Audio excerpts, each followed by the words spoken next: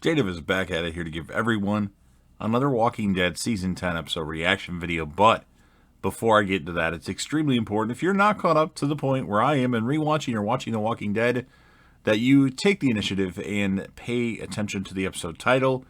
If that happens to be the case and you're not caught up, I would suggest, and I'm sure everyone else would too, that you don't watch this video any further to avoid any potential spoilers. This is going to be The Walking Dead Season 10, episode number 14. The title of this episode is called Look at the Flowers. This will be my reaction review recap of the episode. It starts off with a flashback, and Carol gives the still prisoned Negan the ultimatum to bring Alpha's head to her in exchange for potentially freedom or clearing his name. Now, in the present, Carol places Alpha's head atop of a pike, and then Negan demands Carol to hold up to her end of the deal. But Carol criticizes how long it took him to complete his mission and suggests that he wait. And Negan kept telling Carol, that shit takes time. And then Carol's like, I need to be alone because that shit takes time. Pretty funny stuff there. Afterwards, Carol goes off on her own and starts to have visions of Alpha, taunting Carol and comparing her to herself, with no solace in isolation. When Carol gets briefly trapped in a rubble of a collapsing ceiling with a walker approaching, the vision of Alpha suggests to Carol that she look at the flowers. Pretty hilarious stuff there, obviously going back to season 4, I believe episode 13, or was it 14, The Grove, when Carol told Lizzie to look at the flowers. Anyway, and accept death. She wanted her to look at the flowers and accept death, but Carol breaks free in time to put down the walker, and then the vision of Alpha disappears, at least for now. And then meanwhile, Beta and two Whisperers find Alpha's head. Enraged, Beta forces one of the Whisperers to get bitten by the head after he mistakenly identifies Beta as the new Alpha. The other Whisperer flees. He takes the head and travels to his former home in a nearby town, revealing that he was a former country music singer named Half Moon. In a fit of rage, he destroys much of his former home and then turns on his music loudly as to attract a huge horde of walkers, maybe perhaps building an army. And then beforehand, Negan goes to free Lydia, but is instead interrogated by Daryl. He explains Alpha's fate at his hands, but Daryl doesn't believe him. They later find themselves surrounded by 3 random Whispers when they went to the spot where Alpha's head was supposed to be. And having learned of Alpha's fate, the Whisperers call Negan the new Alpha.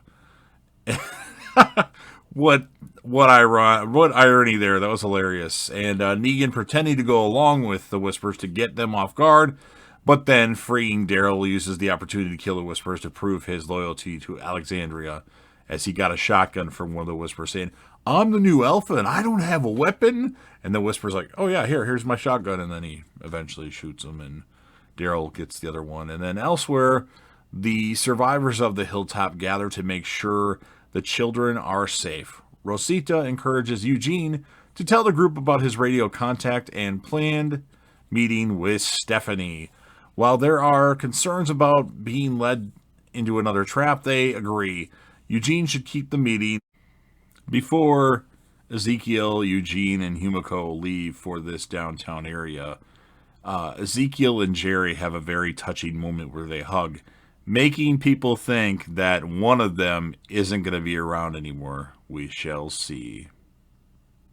Set off to a downtown area within the city after discovering a bunch of random walkers in different encounters in humorous situations. And then all of a sudden they see a comic book character straight out of the Walking Dead comic books, a young woman excited to see them, like, oh, hey, how's it going? It's Princess from the comic books. Some people like her, some people don't. Her start on the show was good. I'm not sure where it's going to go then.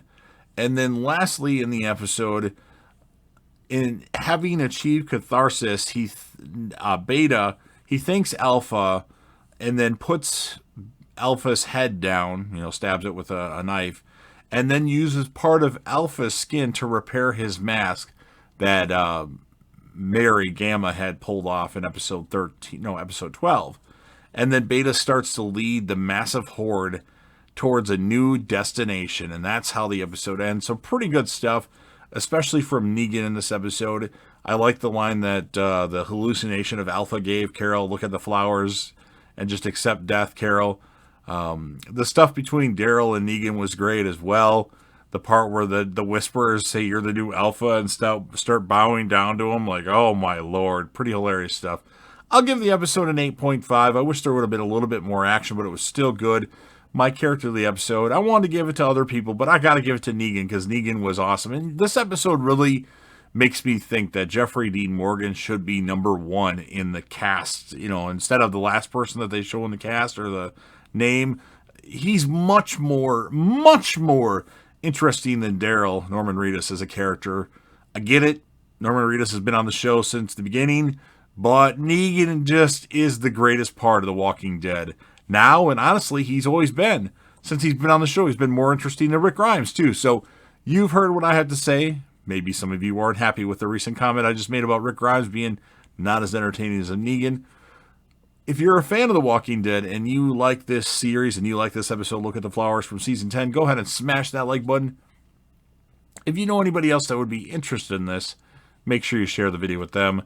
Don't forget to leave me a comment with your thoughts, or if you want to talk about anything Walking Dead related, I'm open to it. Just make sure you put that in the comment section. And then, of course, last but certainly not least, don't forget to hit that sub button, subscribe to the channel, join the team, show your damn support, and be a part of something special, and JDev will return.